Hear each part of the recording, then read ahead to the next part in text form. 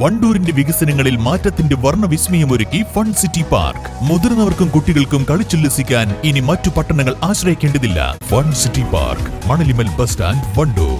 Alice and golden ഡയമണ്ട്സിന്റെ വിപുലീകരിച്ച showroom കൂടുതൽ കളക്ഷനോടെ, കൂടുതൽ വിശാലതയോടെ വീണ്ടും നിങ്ങളിലേക്ക്. 18 കാരറ്റ് ആഭരണങ്ങൾക്കും സിൽവർ ആഭരണങ്ങൾക്കും ഡയമണ്ട് ആഭരണങ്ങൾക്കും പ്രത്യേക കൗണ്ടറുകൾ. പോരൂർ പഞ്ചായത്തിൽ കാട്ടുപന്നി ശല്യം അതിരൂക്ഷം. പട്ടാപ്പകൽ പോലും കാട്ടുപന്നികൾ ജനങ്ങളെ ആക്രമിക്കുന്ന സാഹചര്യമാണുള്ളത്. ഗ്രാമപഞ്ചായത്ത് ഭരണസമിതി മുൻകൈയെടുത്ത് ജനങ്ങളുടെ ജീവൻ രക്ഷിക്കാനുള്ള നടപടി സ്വീകരിക്കണമെന്ന് കർഷക സംഘം ഭാരവാഹികൾ ആവശ്യപ്പെട്ടു. കാർഷിക വിളകൾ നശിപ്പിക്കുന്നതിന് പുറമെ മനുഷ്യർക്ക് നേരെയുള്ള കാട്ടുപന്നികളുടെ ആക്രമണങ്ങളും വർദ്ധിച്ചു വരികയാണ്. രാത്രികാലങ്ങളിൽ ഇരുചക്രവാഹനങ്ങളിലും ഓട്ടോറിക്ഷകളിലും സഞ്ചരിക്കുന്നവർക്ക് നേരെയും പന്നിയുടെ ആക്രമണം വ്യാപകമാണ്.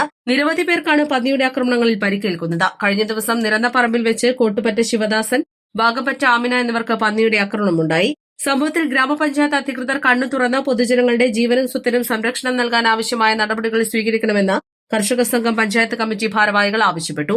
അടിയന്തര നടപടി സ്വീകരിക്കണമെന്നാവശ്യപ്പെട്ട് അടുത്ത തിങ്കളാഴ്ച ചെറുകോട് ടൗണിൽ ധർണാ സമരം നടത്തുമെന്നും ഭാരവാഹികൾ പറഞ്ഞു. ഇപ്പോ അക്രമകാരികളായ ജീവികളെ വെടിവെച്ച് കൊല്ലുന്നതിന് കേരള സർക്കാർ ഉത്തരവ് പുറപ്പെടുവിച്ചിട്ടുണ്ട്.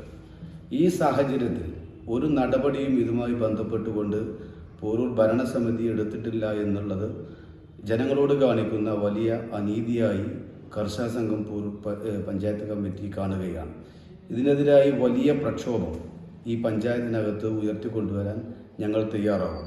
അപ്പോൾ അതിന് മുന്നോടിയായി ഞങ്ങൾ 22/9/2025 തിങ്കളാഴ്ച വൈകുന്നേരം 4 മണിക്ക് ചെറുകോട് അങ്ങാടിയിൽ വെച്ചുകൊണ്ട് ഒരു ധർണ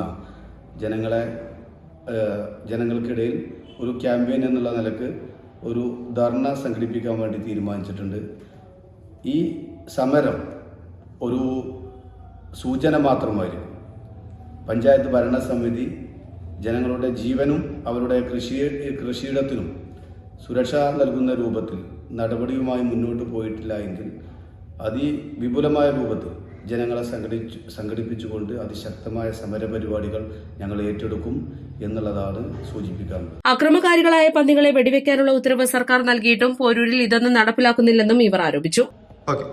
ഈ പോരൂർ പഞ്ചായത്തിനകത്ത് നായാട്ടുകാരെ കൊണ്ടുവന്നിട്ട് പിന്നെ ഉള്ള ഒരു പ്രഹസനം ഈ ഭരണസമിതി നടത്തിയിരുന്നു.